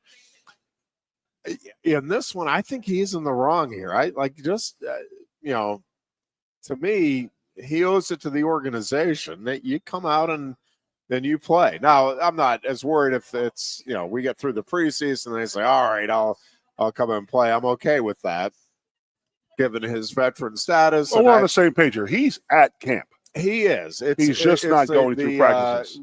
Correct. The old hold in. So he's doing the right thing by doing. Like Micah Parsons is doing, and that thing does not seem to be going anywhere with the Cowboys. I hate dysfunction, Jeff. Parsons. Well, you hate to see it with the Dallas Cowboys. And the Steelers, too. I mean, I hate seeing the fan base so upset. Knock it off over here. It's just the fan base just gets upset. I just can't take it. It just hurts my feelings, my man. Tell you what, 2 quarterbacks looked good for the Steelers, though, last Saturday night. Got themselves a quarterback controversy. There you Will go. it be Aaron Rodgers or Skylar Thompson this year? Unbelievable. Hey, by the way, I wanted to talk about this. Have you noticed the prevalence of visiting teams and 2 common practices now? Yes. So that's a pretty smart way of the owners and general managers are saying, okay, we're going to get some more live work out of our guys. Yeah. Because you're not going to go into the Browns and the Eagles are at practice all week, and then they're going to have a game on Saturday. Well, the game's going to be crap because they know everything about each other, but they have been going live for 5 days. Yeah. So that's the NFL. That's the answer. They're smart. That was the answer to say, okay, we can drop preseason games, but obviously can't get that much harder when you're literally going against an opposing team, and every play is going to be 1 million miles an hour because they're not going to sit there and say, well, this is not a walkthrough for us. When you're playing against the offensive line and you have 7 guys on defense and they're all offensive linemen, you're not really getting a great look. And you put the live second-team defense from the Cleveland Browns out there, and you got a guy who wants to get a job with the Browns. Hell yeah, he's going to be playing his ass off. And that's their way of changing. And maybe that helps out with the first couple weeks of the season. We always talk about how much we hate the first week of the season because it's like the first time the guys actually see live speed, and everything is just bad, specifically on the offensive line. By the way, the Browns, who have, it feels like 23 quarterbacks in camp, and now 22 of them are injured. But they had the same thing last week, and there's all the other ones that were hurt last week are healthy, and all the ones that were healthy last week are now hurt. Yeah, it's I don't know. What's the old saying? If you have 5 quarterbacks, if you have 5 quarterbacks, you don't have 4. I am curious. I really am curious to see how that plays out over the course of the season because that is an organization that has been begging, pleading for a franchise quarterback for decades. And I got a number for you real quick. Shedeur Sanders is all of a sudden like, man, everybody's all in on one preseason game. And listen, he looked terrific. He absolutely looked like the real deal in one preseason game. And you have people ready to anoint him. There's our guy. Opening preseason game. Yes. Okay, so I heard something the other night. Well, obviously, I was stuck having to watch that Browns game. Yes. And I was watching some preview of it earlier. It may have been actually a Browns preview show because my brother-in-laws were in town and they're Browns maniacs. So, okay, I'm going to ask you this. So I want you to just to feel how outrageous it is. Since 2000, okay, that's the Tim Couch era ended in what, 97, 98? So Tim Couch, I believe he started in the 2000. Do you know how many quarterbacks they've had? How many starting quarterbacks they've had since the year 2000? Oh, it's what, in the 30s? It's got to be in the 40s. 41. No kidding. I would have guessed. Jeff, that is damn believable. It is. I mean, you could probably name the Steelers. They could have 3 or 4 this year. Yeah, they might have 45 before it's all said. We're going to start Dylan Gabriel this week. And backed up next week, we're going to start Flacco. Well, the combination of these guys seemingly being, at least in the preseason, injury prone, plus, do you feel confident that any of these guys are going to go through and, man, lights out week in and week out? And it feels like, to me, as we sit here, it's virtually inevitable that the Browns will have at least 3 different starting quarterbacks at various points of the upcoming season. Give me your starting quarterback. That would be my over-under. Your Steelers. For the well, they have 7 in camp, I think. Is this? No one's even talking about Deshaun Watson. He's going to come back. He's the starter. Correct? I don't think so right now. Would you put him out there? I don't know. I would not. Dude, they put the fun in dysfunction. It is unbelievable. Yeah. Flacco. They just picked up Kenny Pickett. Watson. Yeah. Sanders in the 6th round after drafting Dylan Gabriel in the 3rd round. Yeah. you're just creating more crap. And then they pick Huntley from the Dolphins last week. Yeah. That's 6 quarterbacks.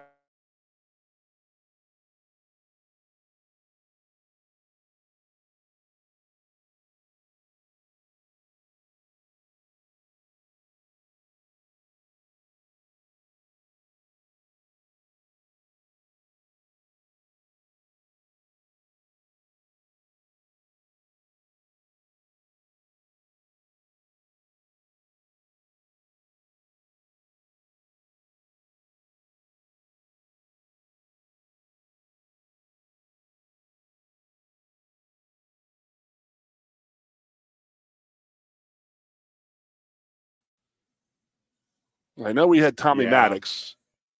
You had the Tommy Maddox year there, right? Yeah. So who am I? Was it Cordell Stewart in the Tommy Maddox in the Ben Roethlisberger? Yeah. And you got 18 years out of him, and you got some Duck Hodges in there a little bit. Yeah. And then last year. Yeah. That's not 41. No, that's 41 quarterback starters. That's not on the roster. That's quarterbacks who started an NFL game for the Cleveland Browns in the past 25 years. I mean, I'm going to throw names out there. That is just crazy. So that's 2000. I'm throwing Ty Detmer out there. Yeah. Johnny Football out there. Baker Mayfield. Tim Couch. Deshaun Kaiser. Dude, there's so many. Holy crap, man. So Roethlisberger, I mean, not Roethlisberger, but oh my God. Flacco will start, most likely, in my opinion. I think that's Okay, so that'll be the 42nd starter. Provided he's healthy. He's 40 years old. He's going to get hurt the third game, so they're going to go with their 43rd quarter. You're right. He's able to. They're going to end in 25 seasons. They're going to have 45 different starting quarterbacks in one program. I mean, that is just fun. That truly is just. I almost left you speechless a little bit, but that is 41, dude. Crazy. That's beyond crazy. I mean, there's no Duck Hodges on there name wise, Well, Duck get married, I heard, right? He married some country music chick. Yes, he did. Good for him. Yep. Way to go, Duck. How's that going for him? We'll see. All right. Well, we're gonna. I'll report in my experience in Williamsport when we get together again on Tuesday. We hope you all have a great weekend and. Until Tuesday, for goodness sake, be good and be safe and enjoy all of the sports action.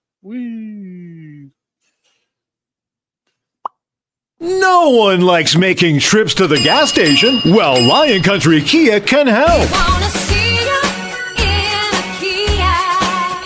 If you're tired of going to the gas station all the time, Lion Country Kia can help with the 2025 Kia Sportage Hybrid. Save now with 2.9% APR financing for up to 48 months. And get $500 Kia Finance bonus cash. There's 14 available that get 38 MPG combined. Say goodbye to all those pump visits. 2025 Kia Sportage Hybrids start at just $32,285. And be sure to check out the full Kia lineup too. And their selection of certified pre-owned Kias. Remember, every new Kia comes with a 10-year, 100,000-mile powertrain warranty. Ease that pain at the pump with a 38 MPG combined 2025 Kia Sportage Hybrid from Lion Country Kia, 1334 Drivable Street off Shiloh Road behind Sam's Club, State College. Warranty is a limited powertrain warranty. For details, see dealer or go to kia.com.